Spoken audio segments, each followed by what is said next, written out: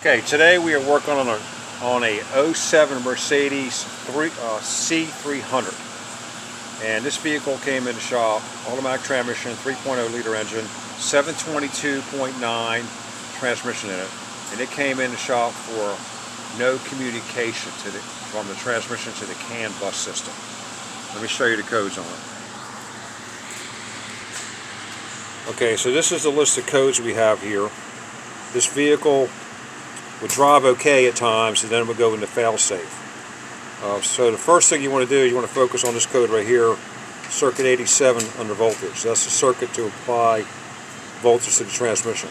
So one of the first things you want to do is make sure you've got a good battery in the car and you've got good battery connections, which we've already done. You also want to check all your grounds. Some grounds here,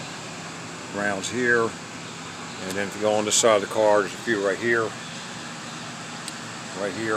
So we cleaned all the grounds we could find, make sure all the connections are good, and we still have the codes coming up for no communication. Okay, so the next thing you want to do is check voltage supply to the transmission, because the transmission computer is integrated inside the transmission. So I'll show you how to do that. So you put the car up on a lift and you remove the cover for the transmission, which I've done. And then you go to the plug, which is on the passenger side, which is right here. And you unplug the connector going to it, which I've already done, which is right here. And you check for voltage on the orange and red wires right there. That's the voltage supply to the transmission computer. The other two wires are the blue wires, and they communicate to the CAN bus system.